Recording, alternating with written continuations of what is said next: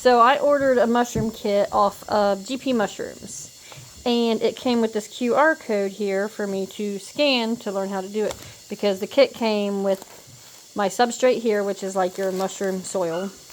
And then this is your pH enhancer. This gets it where it needs to be. It needs to be a higher acid level, I guess. And then you got your spawn, or your technical mushroom seeds, I guess. Because the mushrooms I tried last year were a totally different kind, and it did not work for me. So I thought, hey, I'll try it this way. But it came with blue, pink, yellow, and Florida oyster spawn. So I got 4 kits. As you can see here, the dog found it before I did. So I found it out in the yard a couple days late. So it's already started to do its little bit thing over here. So to do this here, you got to take 2 cups of water, it said. So just cold tap water, 2 cups. Put that in a container. And then you put in your pH enhancer, which comes with it. And that, you know, gets the pH up where it needs to be. And I said it helps to kill any of the bacteria or any yeast or anything that could grow that you don't want. So that's what it told me to do. So put that in this ball thing here.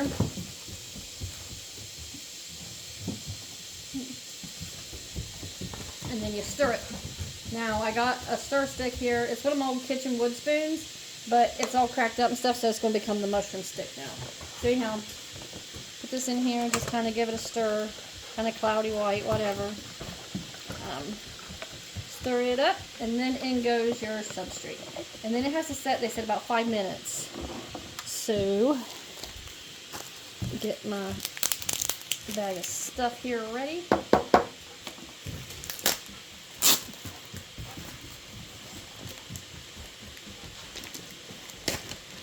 And then you can see it's kind of chunky. It looks almost like pellet feed.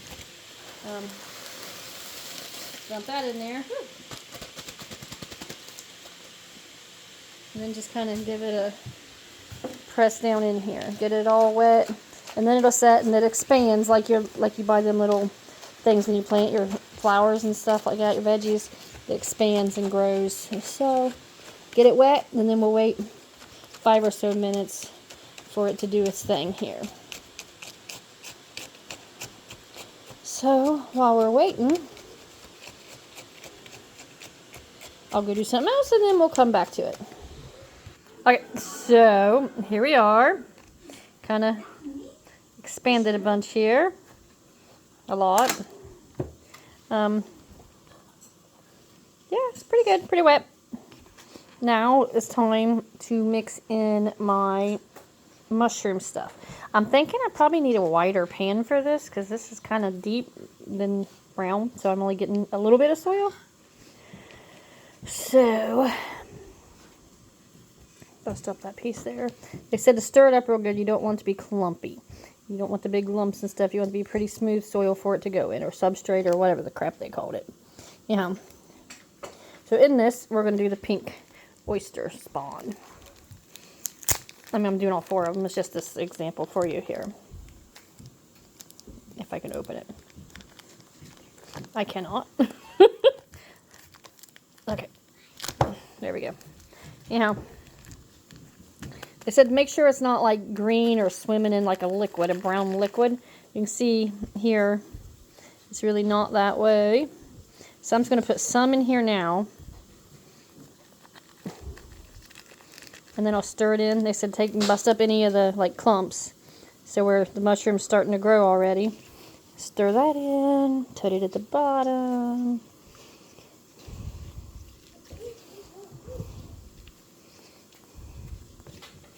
And put some more in there.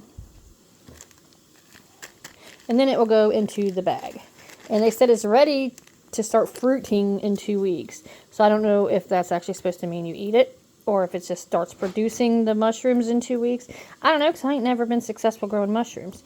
So we're fixing to find this all out together. Yeah, anyhow, there we go. Get all this put in here. Mix it up again real good. And then it goes in this bag. It goes in the plastic bag. Sorry about making a mess here all over the place and moving the camera. that comes with it here. So let me get this bag out and ready.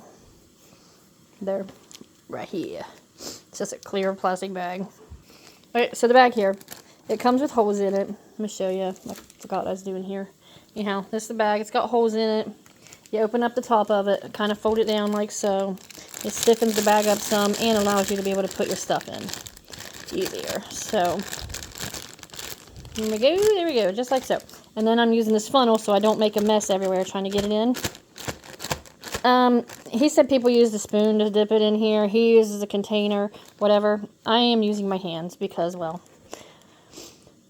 I prefer to use my hands in the dirt and whatnot. And I just feel like I can get more done. I'm not wasting time piddling around with this dinky spoon that ain't getting much in there. So I'm going to fill this bag up the rest of the way here. You can see where I'm at with it so far. So let me get this filled up and we'll come back to it. Okay, so it's all in there. That's how full this bag gets.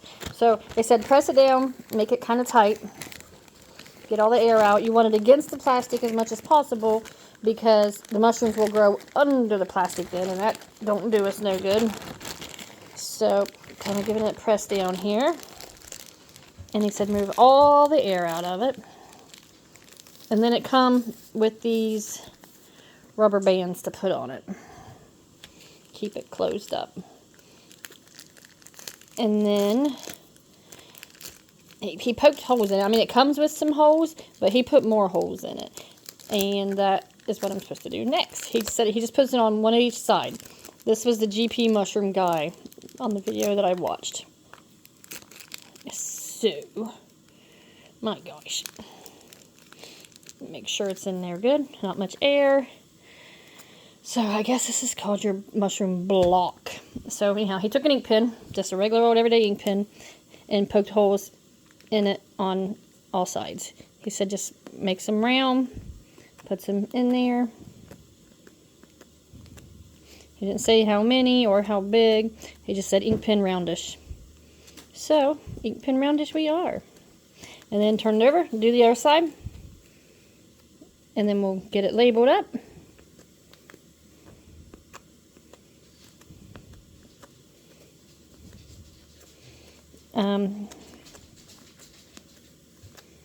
So I know these were the pink oyster spawn, so let me get a label and get this wrote down. Okay, so March 26th, and write the word pink on here. I know these are going to be my pink spawn then. And now they just go and they set in a dark, cool place. And, oh, he did say gnats are very, very attracted to this. So take some cooking oil, put on a paper towel, and rub it over where the holes are. That helps keep the gnats from getting in there and messing with stuff. So I want to do that while I'm thinking about it. Okay, so just dampen with the rag here. And they said just rub it over where the holes are. And that'll help to keep the gnats away, protect it. I don't really know. I'm just doing what the man who does the mushroom stuff said to do. He clearly knows what he's talking about. But there we go. So, anyhow, now it goes in a cool, dark location that keeps in about the 72-ish or so range. So when I get all the rest of them put together, we'll go put them up. Okay, so I'm in my food pantry, which is the coolest room in the house. It's also one of the darkest rooms in the house. So I'm just taking these.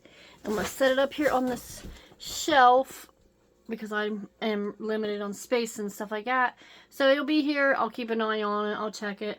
If need be, I'll move it to a closet or something. But for now, I'm just setting everything in the food pantry in random little holes and dark spots.